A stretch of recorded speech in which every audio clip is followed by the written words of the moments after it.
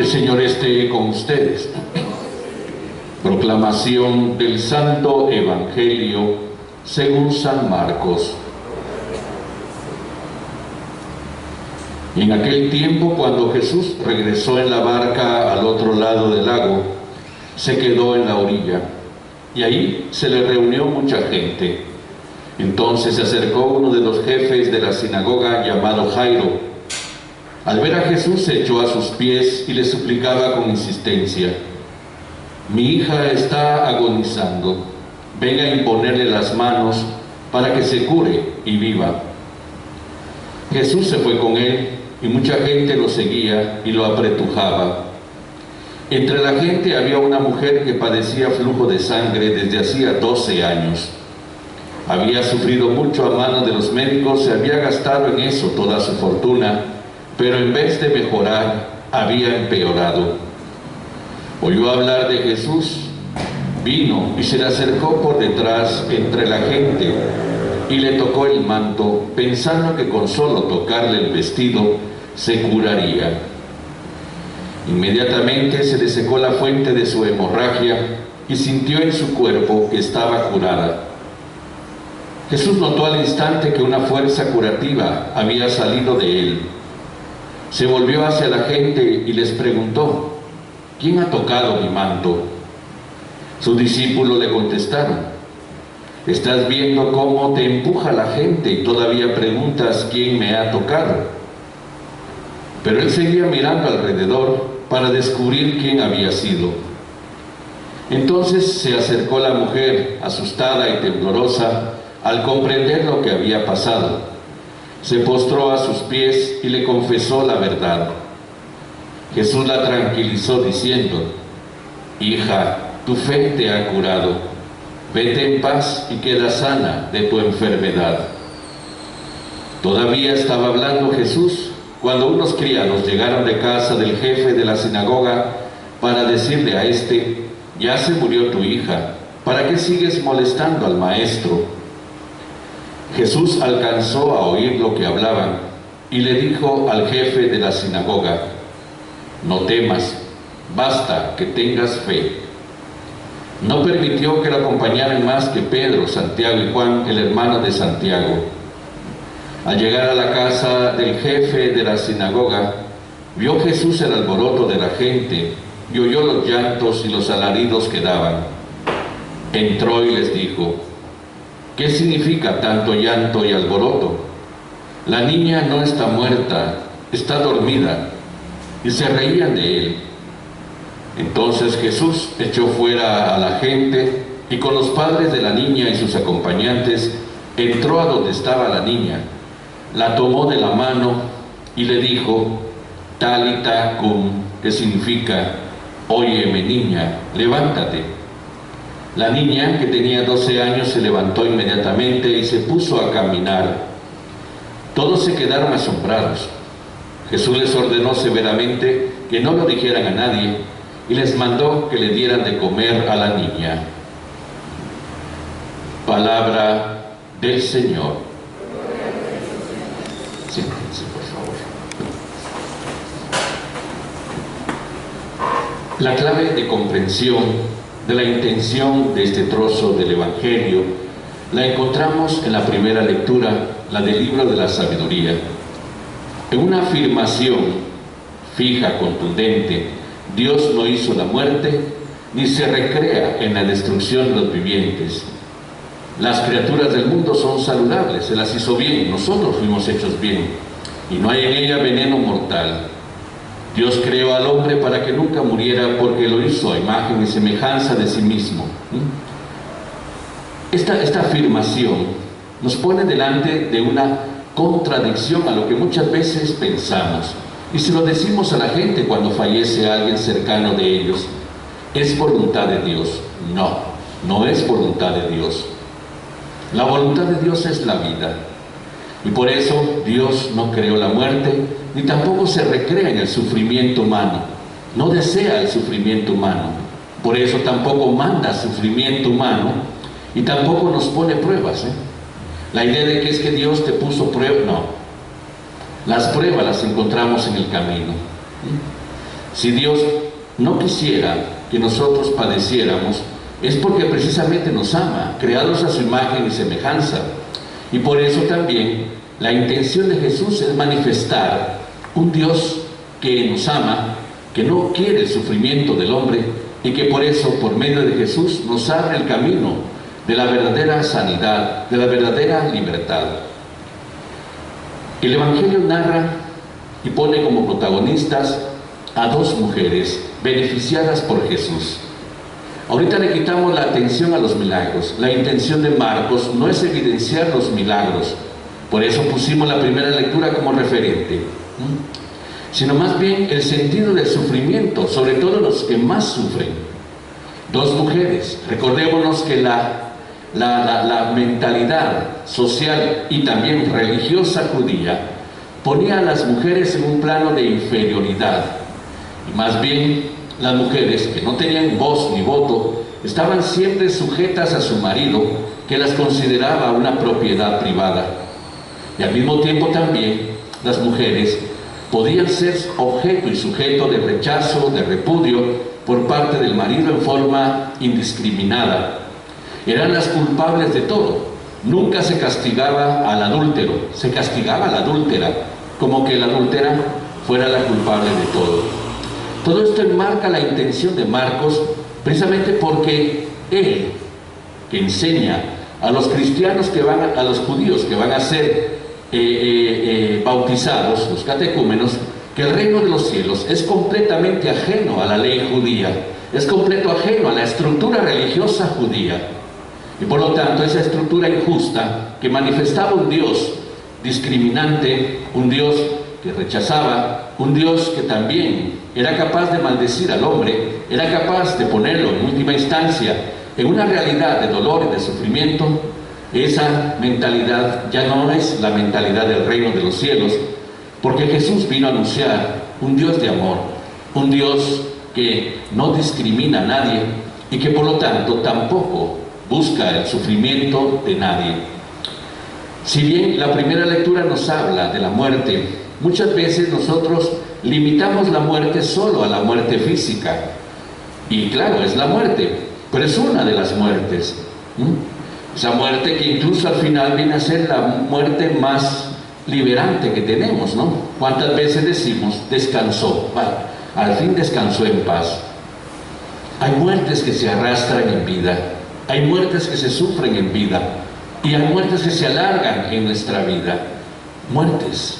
Todo aquello que niega la vida, todo aquello que empaña la alegría de la vida, todo aquello que impide descubrir la belleza de la vida, todo aquello que afecta a nuestra vida y nos hace precisamente sufrir y vivir una experiencia de vida negativa, todo eso ya es muerte.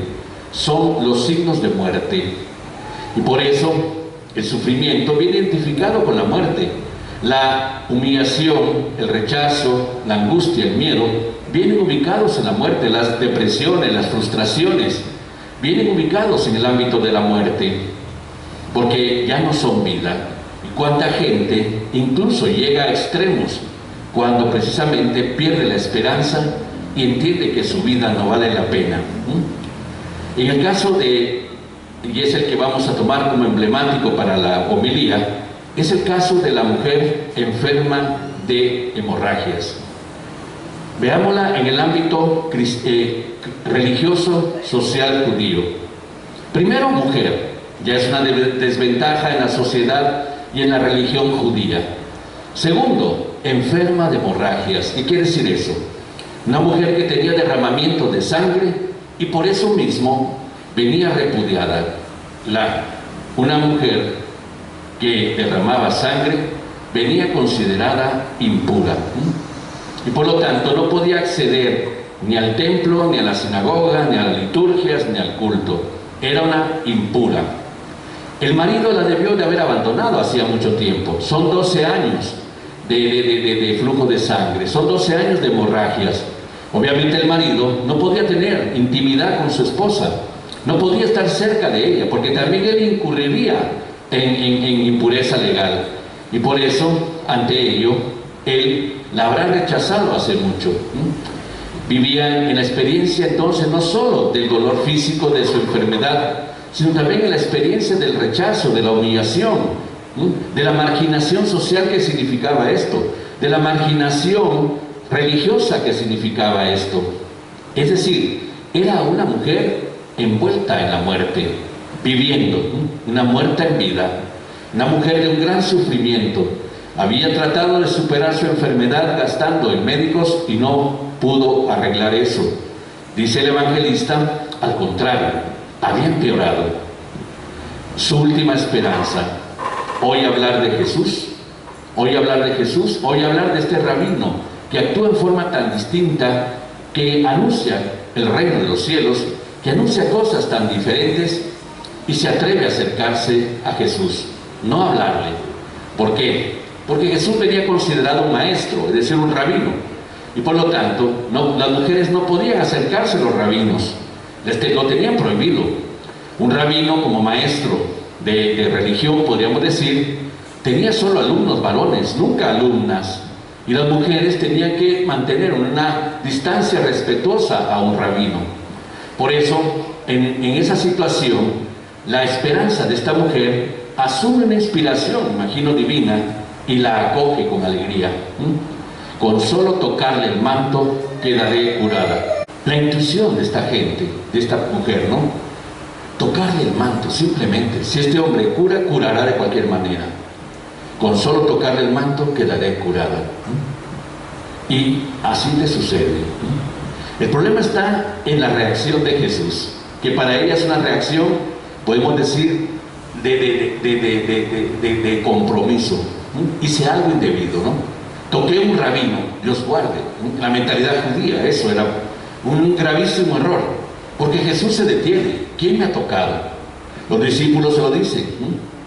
Estás viendo que todo el mundo te empuja y todavía preguntas quién te ha tocado, ¿no? Él sabía que algo había pasado, según Marcos lo pone aquí, una fuerza curativa había salido de él. La mujer al fin tiene que confesarlo, con miedo, asustada. Recordémonos la exigencia de la distancia de la mujer con respecto al rabino. Jesús no la anda buscando para regañarla o recriminarle lo que ha hecho, no. La busca porque quiere ver quién es la destinataria de ese gran favor. Y sobre todo, su fe, ¿no? Esa fe que la hizo ser creativa, que la hizo ser una mujer, podemos decir, de una intuición mucho mayor que la de los mismos discípulos de Jesús, ¿no? Con solo tocarle el manto. Por lo tanto, tranquila hija, ¿no? Tu fe te curó, tu fe te ha curado, queda sana de tu enfermedad, vete en paz. Todo el significado de eso, ¿no? La curación de esta mujer, no solo la cura físicamente, la cura socialmente, la cura religiosamente, ¿no? De esa mentalidad discriminante propia de la sociedad judía del tiempo de Jesús, de esa mentalidad incluso de maldición propia de la mentalidad judía de Jesús, ¿no? Esta pobre mujer habrá vivido por muchos años pensando que Dios no la quería, en el rechazo de su propio marido, en el rechazo de la sociedad, en el rechazo de la religión. Habrá crecido pensando que Dios no la quería, que tal vez no estaba pagando pecados propios, pero en esa mentalidad ridícula estaba pagando pecados de sus antepasados, lo que tristemente todavía muchos cristianos creen como las cadenas de maldición, que al final niegan la vida nueva del bautismo. Y por lo tanto, esta mujer habrá vivido la muerte en esa experiencia negativa en su propia existencia. Jesús la libera. Jesús no anda con discriminaciones, Jesús no anda rechazando a nadie, Jesús no anda juzgando a nadie, y por eso quiere que sus discípulos sean igual. No juzguen, no condenen, no midan, porque con la misma medida con que midan serán medidos también. Traten a los demás como quieren que ellos lo traten a ustedes. No juzgar, no condenar, no es lenguaje cristiano, Y cuántas veces dentro de las mismas comunidades cristianas hacemos sufrir a la gente por señalamientos, por limitaciones. Hacemos que la gente sufra en su interior el sentido de una marginación, porque tal vez cometió un error, porque tal vez hizo algo indebido, y se lo achacamos toda la vida, y se lo señalamos toda la vida. ¿Cuántas veces nosotros los sacerdotes hemos oído consejos de no acceder a este, no hablarle a este otro, que no le demos la comunión a la fulana o al mengano porque esto o el otro? ¿Qué les importa? ¿Qué les importa? Pero ahondamos el sentido de sufrimiento, ahondamos el sentido de dolor, ahondamos la muerte en vida de tantos. ¿Cuántos sufrirán en su interior, en el silencio, vergüenzas, miedos? ¿Cuántos sufrirán en su interior, en ese silencio, el temor de poder manifestarse como son, porque piensan que van a ser señalados, marginados, y que tristemente, sí, en una realidad poco cristiana, medimos a la gente desde referentes y parámetros que no existen en la mentalidad de Dios. A la iglesia solo puede acceder gente buena y correcta. No. A la iglesia accedemos todos, sobre todo los malos, los que buscamos ser buenos. La iglesia no es para buenos. La iglesia no es para bien portados. La iglesia no es para gente correcta. La iglesia es para que muchos encuentren ahí el sentido de la esperanza, el sentido del amor, que si los seres humanos, nosotros los cristianos, no lo podemos dar, sí lo da Dios. Porque ¿quiénes somos nosotros para limitar el amor de Dios? ¿Quiénes somos nosotros para pensar que Dios solo ama a estos y aquellos? Mentalidad judía, no mentalidad cristiana. Y por lo tanto, entonces, la iglesia es el ámbito de la fraternidad, donde en la comprensión de los propios errores, comprendemos los errores ajenos. En la comprensión de nuestros propios defectos, comprendemos los defectos ajenos. Y esto mismo nos lleva entonces a tener un sentido de solidaridad, porque la iglesia es comunión, y Jesús lo enseña precisamente cuando se acerca incluso a los menos favorecidos de la sociedad. El caso de esta mujer enferma estaba al mismo nivel que el caso de los leprosos, ¿no? Marginados, rechazados, señalados como malditos de Dios, y por lo tanto a la que se le tenía derecho a rechazar y al mismo tiempo a alejarse con toda razón. Esto es ser una persona que no ha entendido, quienes actúan así cristianamente no han entendido su fe, prefieren la estructura religiosa que a la fe, prefieren la estructura religiosa que al mandamiento del amor. Por encima de toda estructura religiosa está el mandamiento del amor. Por encima de toda norma, de toda regla, está el mandamiento del amor. Y Jesús lo ejerce. Veamos el episodio de la adúltera que le tiran a los pies. La tenemos que apedrear porque la ley nos exige apedrear a estas mujeres. La actitud de Jesús, ponerse a nivel de ella, tirada en el suelo, humillada, Jesús se agacha para ponerse también en el nivel de la humillación de esta mujer. Los otros le exigen respuestas. ¿La apedreamos o no la apedreamos? Jesús se levanta, una actitud precisamente de aquel que tiene autoridad, porque también es verdadero Dios, el que esté libre de pecado, que le tire la primera piedra, y vuelve a ponerse al nivel de la mujer. Cuando todos se han ido, porque se van avergonzados, dice San Juan, entonces Jesús la levanta. Mujer, ¿quién te condena? ¿Quién te acusa? Nadie, Señor. Yo tampoco. Es decir, la actitud de Jesús, compasivo, misericordioso, se pone por encima de la norma, no porque se la va a dejar pasar, sino porque se lo va a decir después de haberle mostrado el amor. Yo tampoco te acuso, levántate, pero no vuelvas a pecar. La norma vino después de la actitud amorosa. Pero uno de los errores más graves dentro de la iglesia, y que por eso mucha gente se ha ido, es la falta de misericordia, es la falta de amor. De tal manera que ponemos la regla primero, el mandamiento va primero, la doctrina va primero, el dogma va primero. No, primero va el amor. Jesús no nos dijo que nos iban a identificar como cristianos por sabernos el catecismo, por saber bien los mandamientos, por tener claros los dogmas y respetarlos. No. Nos dijo que íbamos a ser verdaderos discípulos suyos porque nos íbamos a querer entre nosotros. Lo demás viene como enseñanza posterior para rectificar el camino de los que han cometido equivocaciones y errores desde la comprensión amorosa de la base. También yo estoy sujeto a errores, también yo estoy sujeto a defectos, también yo estoy sujeto a limitaciones. Por eso no juzguen, no condenen. Jesús levanta de la muerte en vida a esta mujer y posteriormente levantará de la muerte física a la hija del jefe de la sinagoga, de Jairo, ¿no? Talita Cumi, levántate. A las 12 le pudo haber dicho lo mismo: levántate, mujer. Tu dignidad no es la que piensan los judíos, no es la que piensan los machos de tu sociedad. Tu dignidad es la que Dios te ha dado. Y esa dignidad nadie puede mancillarla. Y por eso mismo, ¿qué es la actitud de Jesús? Esa actitud que muestra su autoridad y su poder como verdadero Dios también. Hace 8 días, ¿no? ¿Quién es este que hasta el viento y el mar calma?